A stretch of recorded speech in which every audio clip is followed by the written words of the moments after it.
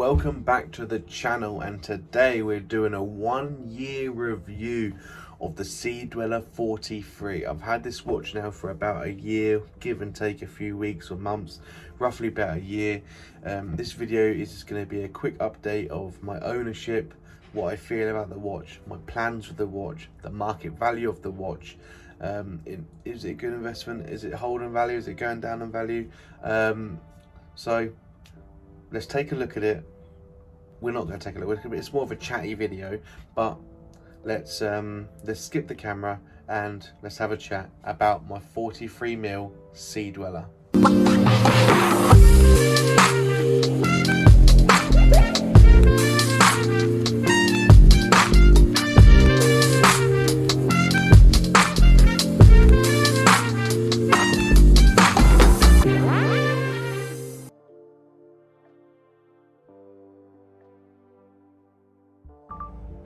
Welcome back. So here it is then, my 43mm Sea Dweller.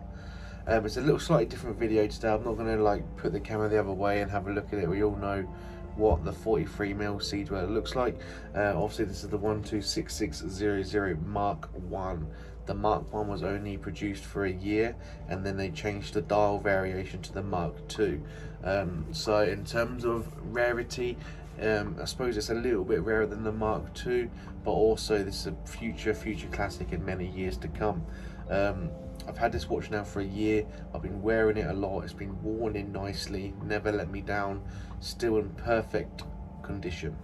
A few things about the watch initially. It's the 43mm ceramic Sea Dweller. Run through a few little bits. Helium escape valve, oyster bracelet, in a brushed stainless steel, 43mm, as I said, ceramic bezel. Beautiful watch. It's just for the hardcore Rolex fans, this type of watch, because it pretty much looks like a large Submariner, and you'd only know if you know or have interest in watches. So fantastic watch. And like you see, anything, I'll see if I can get close to the camera, you've got the red there, the Sea Dweller red. One of the famous things for a Sea Dweller, you know, back in the 70s they did the double red and the red writing. Just as important with the new models, so that's a key thing to a Sea Dweller.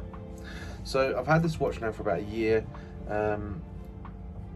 Absolutely beautiful watch. As I said, it's the Mark 1. I'm probably never going to sell it. It's a beautiful on the wrist.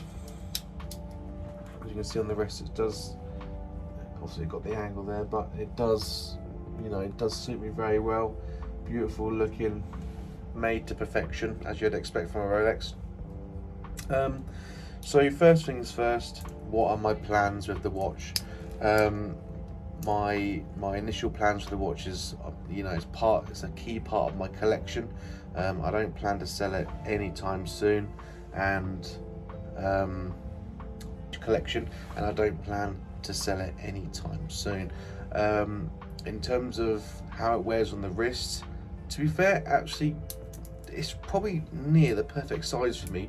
The deep sea is quite big. It's a fair amount bigger than this one. This is just in the middle between the Submariner and the deep sea. Not as thick, and a slightly smaller. Obviously it's 1mm sort of first, but the height of the watch, as you can see, is not as thick as the deep sea. I would say it's probably in the middle between a Submariner and the deep sea, so it's a perfect combination for someone with a larger wrist, who finds the 40mm maybe, or the new 41mm could be slightly a bit too small for them, and the James Cameron or the deep sea is slightly too big. Then this is the watch for you. Market value. The current retail price is 9,300 UK British pounds. Second hand, you're seeing these between 11 and 13,000, maybe 11 and 12,000, 12,500 pounds. So obviously they're still selling over market. Also, they're still selling for over list price. The market's been fairly steady on these in terms of they've been over list price, a couple of thousand over list price for a long time. So if there's any opportunity to buy one, I always recommend to buy one and keep it. Or if I don't really rate flippers, but if you want to sell it and make a quick buck, that's also good as well. But if you're selling your watches, you're part of the problem, and people who keep them to use them are also keeping the value high. So it's a bit of a roundabout way, but it's still a good watch to purchase. Will I ever sell this watch is one question that comes to mind, and my current answer is no. I'm a collector, and I like to I'm trying to build up my collection to as many pieces as I can, because I feel like I've made that mistake before. A few years ago when Hulks and that were 5,000-6,000, I had opportunities to buy them and I didn't really want it then. And I should have bought as many as I could and really stacked them up, and then I would have been in the big time. But I didn't. So we're learning from our mistakes, and we're buying as many as we can without selling. Fortunately, my work has been pretty busy, so I've been working really hard to try and keep my financial status somewhere where if they give me the call, I'm ready to go, which is half the problem. But for me, that gives me a good motivation and life purpose to keep up waking up the next day and keep going, man, and moving forward. The comfort of this watch, it's very, very comfortable. There's no squeaks. There's no the bracelet flows really nicely around the wrist. Haven't actually worn this for a while, and I just started wearing it, and I'm just really, really appreciative of what the watch is.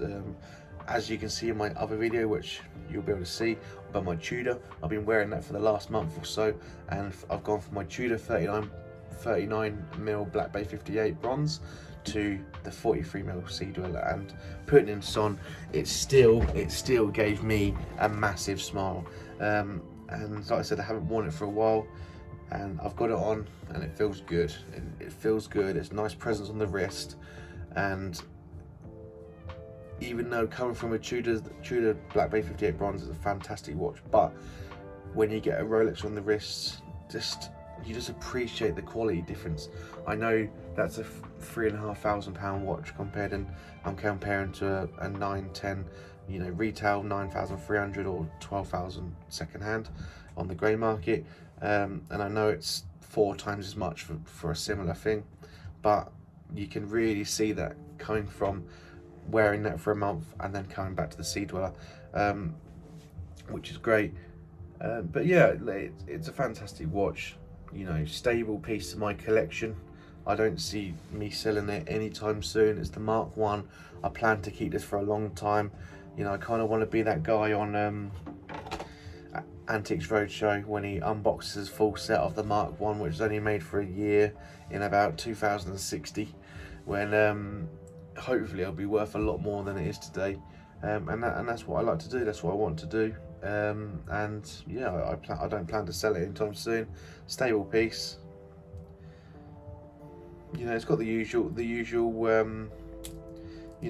features. Sports clasp. You all know about them. Helium escape valve, 43mm, 70-hour power reserve. It goes fairly deep, but where do you rarely take it to the water, so it's irrelevant. Bezels, nice ceramic, feels good, fresh.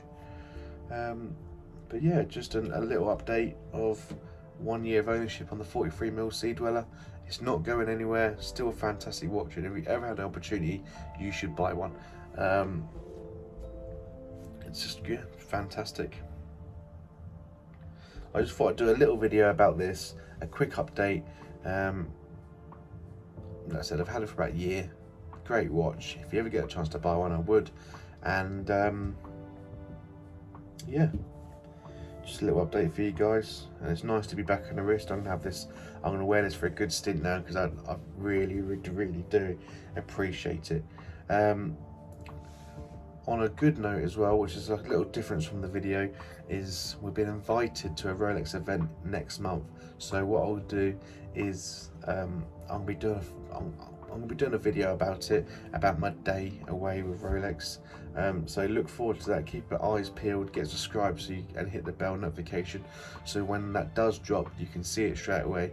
And you know, that's going to be quite a unique video, because you know, not many people get to see what it's like inside, you know, a Rolex hosted hospitality event.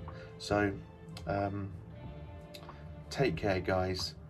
Give it a like, get in the comments, and you know, it's just a little 1 year update, and please come and join my journey. Catch you soon. Bye.